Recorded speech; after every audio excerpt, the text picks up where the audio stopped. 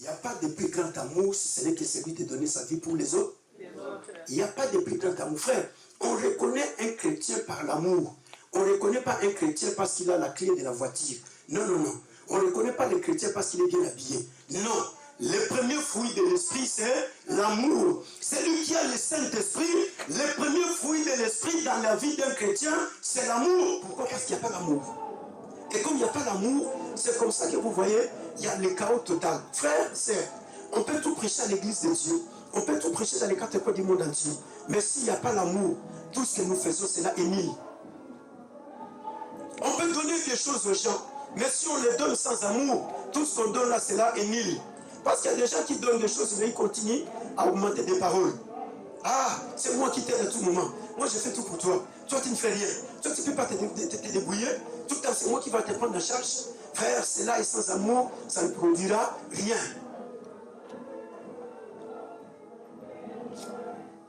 Alléluia. Jésus dit, moi, je vous ai parlé, mais je vous dis une chose très capitale. Moi, j'ai gardé les commandements du Père. Le Père m'a donné les commandements. Je les ai gardés parce que j'aime le Père et le Père également m'aime. Et comme le Père m'aime, j'ai gardé ce commandement. Et ce que moi aussi je vous demande, c'est également de vous aimer les uns et les autres. Alléluia. C'est de vous aimer les uns et les autres.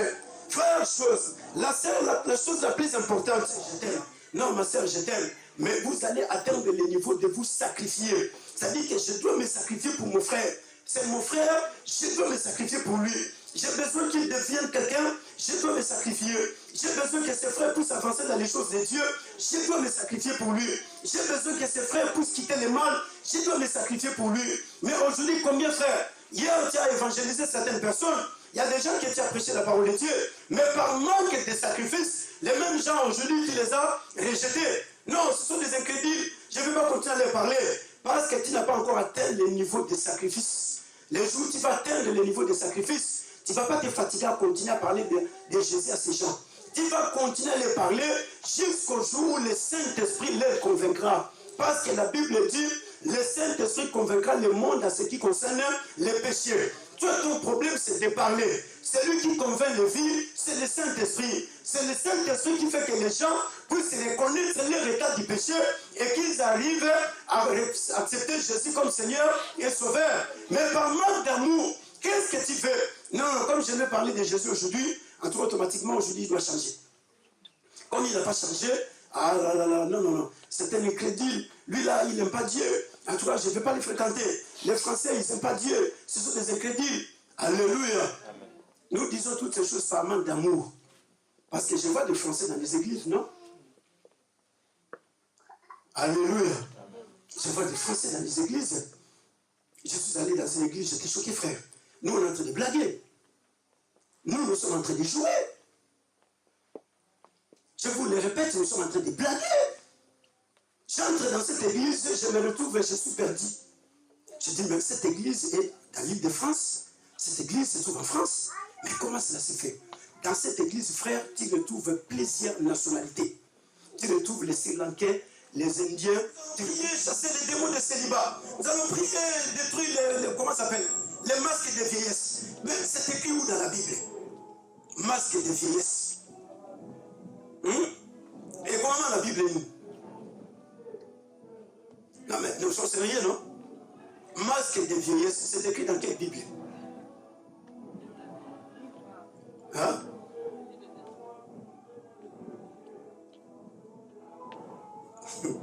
Alléluia. Élie, c'est écrit dans quelle Bible, masque de vieillesse? Non!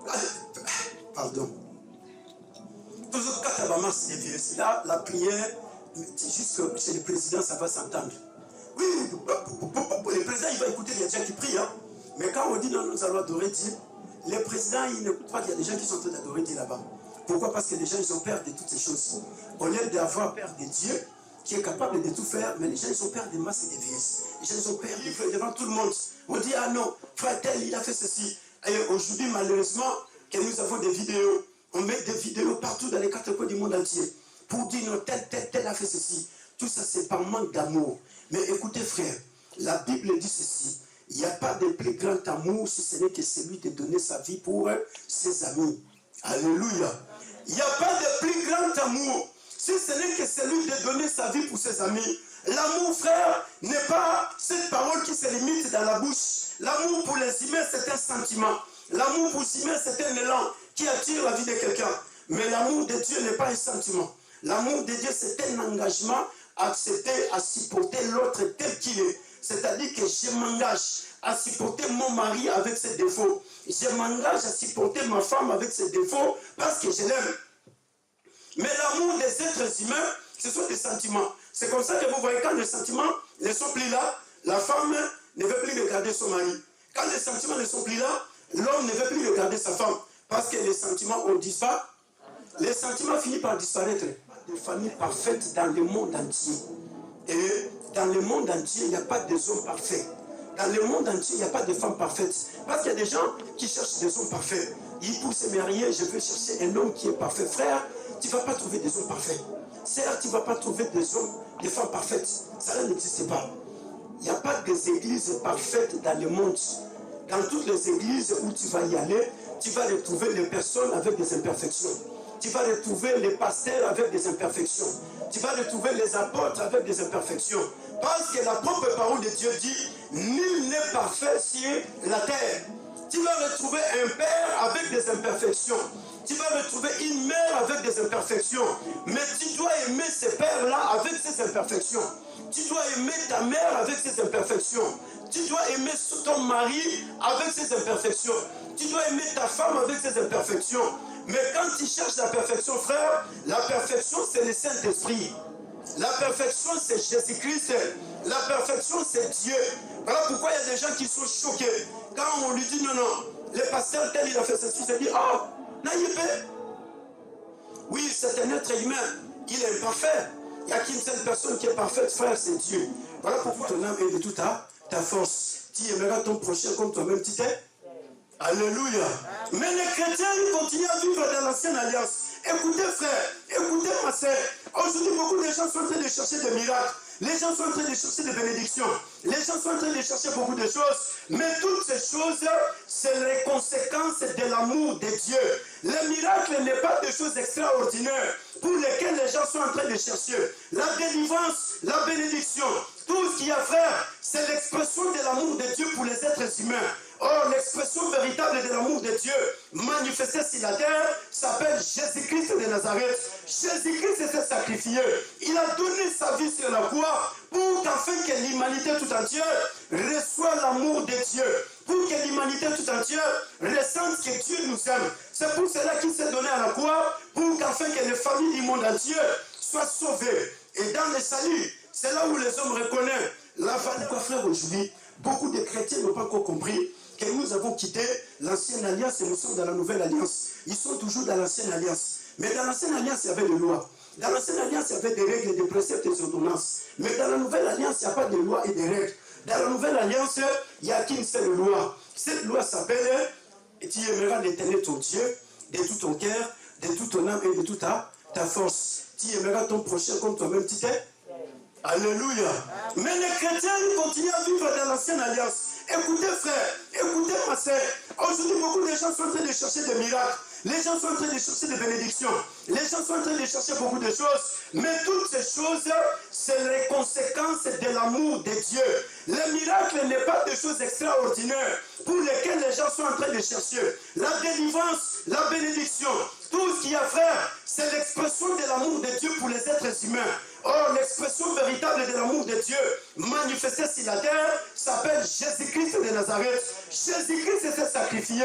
Il a donné sa vie sur la croix pour qu'afin que l'humanité tout entière reçoive l'amour de Dieu. Pour que l'humanité tout entière ressente que Dieu nous aime. C'est pour cela qu'il s'est donné à la croix pour qu'afin que les familles du monde entier soient sauvées. Et dans le salut, c'est là où les hommes reconnaissent les choses anciennes sont passées. Voici toutes choses sont devenues nouvelles. Frère, les choses anciennes, si cela n'est pas encore passé, tu vas continuer à être à l'église 35 ans, 45 ans, mais tu ne sauras pas aimer la personne qui est à côté de toi. Après les kids, tu n'as même pas les moyens de les saluer. Et surtout qu'aujourd'hui, avec l'histoire de Covid-19, même avant que Covid arrive, aujourd'hui tout le monde a raison. Covid-19, ça dit pour moi, tu peux s'en montrer. Avant même Covid, il y a pas de Avant que Covid arrive, il y a des gens dont tu n'as jamais eu le temps de parler avec eux. Même si la personne est à tes côtés, tu n'as même pas le temps. Avant que Covid arrive. Mais le véritable amour, frère, c'est le fruit du Saint-Esprit. Le véritable amour, c'est le produit de la nouvelle naissance. Si quelqu'un est en Christ, il est devenu une nouvelle créature. La nouvelle créature, frère, c'est la vie de Dieu. Et quand il y a la vie de Dieu en toi, tu ne vas pas commencer à faire des choix. Tu vas aimer la personne telle qu'il est. Parce que Dieu nous aime tel que nous sommes. Dieu n'a pas attendu que nous devenions parfaits. Et Dieu ne l'attendra jamais. Dieu, il nous aime tous, frères, de la manière de tous les deux. Hein? Il pouvait dire, nous n'avons ni or ni a. Mais Pierre a dit, je n'ai ni or ni a. Jean n'a jamais discuté. À cause de l'amour. Mais si c'était aujourd'hui, tout ça, nous n'avons ni or ni a. Alléluia. Parce qu'il n'y a pas l'amour. Mais Jean reconnaît que Jésus il a dit, c'est à toi que j'ai donné la clé du roi. Ce que tu iras sur la terre, c'est un lié dans les. Ce que tu vas délier sur la terre, c'est un lié dans les. Alléluia. Mais comme il n'y a pas l'amour, on se dispute. Comme il n'y a pas l'amour, on publie des vidéos. Comme il n'y a pas l'amour, on se dit non, non, non. Frère, les jours où nous allons commencer à nous aimer les uns les autres dans cette église, en l'espace d'un temps, nous aurons une église de 10 000 personnes. Dans l'espace d'un temps. Mais comme il n'y a pas l'amour, on commence à se critiquer les uns les autres. Comme il n'y a pas l'amour, on commence à se hater les uns les autres. Comme il n'y a pas l'amour, on commence à se regarder les uns les autres. Mais quand il y aura l'amour, frère, ces jours-là, c'est local, c'est un petit local. Donc dans l'espace d'une année, on aura une église de plus de 10 000 personnes. Parce que Dieu, il travaille avec l'amour. Quand il y a l'amour, frère, Dieu, il agit d'une manière souveraine. Voilà pourquoi Jésus l'a dit. Je vous donne un nouveau commandement. Ce nouveau commandement, c'est lequel? C'est de vous aimer les uns et les autres. Comme moi, je vous ai aimé. C'est de vous sacrifier les uns les autres, comme moi, je me suis sacrifié pour vous. C'est-à-dire que les jours où nous allons commencer à nous sacrifier pour les uns les autres, c'est ces jours-là, frère, que les choses vont de l'avant. Nous sommes encore sur YouTube. Frère, j'ai vu des églises avec des télévisions. Mais nous, on est en train d'éditer encore sur YouTube. Ah, frère Jeff, ma vidéo, Nicolas, frère Jeff, il est encore sur YouTube. Mais il y a des églises qui sont avec des télévisions. Pourquoi? Parce que les gens qui sont là à l'intérieur, ils ont l'amour de Dieu pour la gloire de Dieu. Non, qu'allons-nous faire? Les églises, aujourd'hui, sont en train d'avancer parce qu'il y a l'amour de Dieu. Là où il y a l'amour, frère, les jeûnes et prières sont faites pour que Dieu puisse sauver les âmes. Les jeûnes et prières ne sont pas faites pour que Dieu puisse nous donner les matériels. Les matériels, Dieu nous les a donnés. Dieu, il sait que j'ai déjà donné à Alpha le travail. Alpha a la capacité d'acheter des micros et donner à l'église. Alpha a la capacité d'acheter les caméras, mettre à l'église. Alpha a la capacité d'acheter une voiture, donner à son pasteur. Alpha a la capacité d'acheter tel truc, donné pour la gloire de Dieu. Dieu, il sait ça. On ne va pas entrer dans les jeux de prière, mais ça, c'est la fausseté. Depuis quand vous avez appris que Paul, Jean et Pierre et tous les autres, ils ont commencé à gêner pour que Dieu puisse donner des matériels à l'église? Ça n'existe pas, ces versets dans la Bible. Mais aujourd'hui, on nous a ramené l'évangile de l'Ancien Testament. Non, écoutez, il est écrit ceci. Non, frère, il n'est pas écrit comme ça dans la Nouvelle Alliance. Dans la Nouvelle Alliance, c'est comme ça que Jean-Baptiste, quand il est venu, la première des choses, il a commencé à prêcher la repentance. Jean n'a pas dit autre chose. Jean, il a dit, repentez-vous car le royaume des cieux est. Pourquoi il a commencé par la repentance? Jésus lui-même, il est venu, il a commencé par la repentance. Repentez-vous car le royaume des cieux est. Les apôtres, ils ont commencé. Pierre a commencé à parler. Repentez-vous car la promesse est pour vous et pour vos enfants. Pourquoi il devait commencer par ce message? Parce que la repentance n'est pas seulement l'acte de se détourner du mal. La repentance, dans son origine, le mot original du mot repentance signifie métanoïa en grec. En français, signifie changement de la mentalité. C'est-à-dire que vous devez d'abord commencer par changer votre mentalité.